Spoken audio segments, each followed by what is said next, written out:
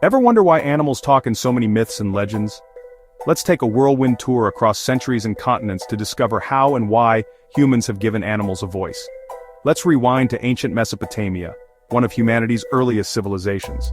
In the Epic of Gilgamesh, the wild man Enkidu lives among animals, communicating with them in the language of the wild. Already, animals weren't just background characters, they had wisdom, and sometimes advice. Fast forward to ancient Egypt. Here, gods appeared as animals, jackals, cats, falcons. Egyptians believed these creatures could bridge the worlds of gods and mortals, and their stories often included animals speaking, warning, or guiding humans. Now let's head east to India. The Panchatantra, a collection of fables over 2,000 years old, features clever, talking animals teaching life lessons. Rather than just being magical, these animal characters mirrored human strengths, weaknesses, and even politics. In Greece, Aesop's fables became legendary. You know, the tortoise and the hare, the fox and the grapes. These animals talked, argued, and schemed, making it easier for people to remember the morals of the stories.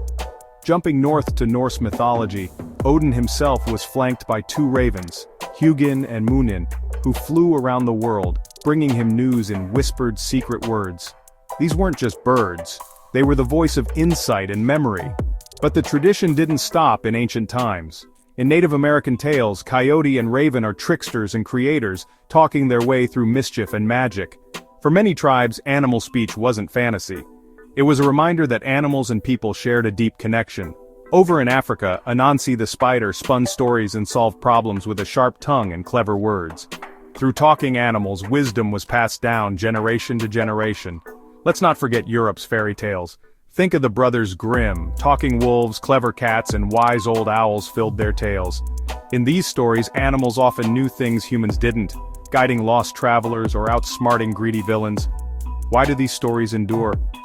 Maybe because deep down, giving animals a voice is a way for us to explore our own fears, hopes, and dreams. When animals talk in myths, they're really echoing something very human: our curiosity, our caution, our longing for connection. From ancient epics to modern cartoons, talking animals remain timeless. They teach, they trick, they transform. And even if animals can't actually talk, their stories continue to speak to us all.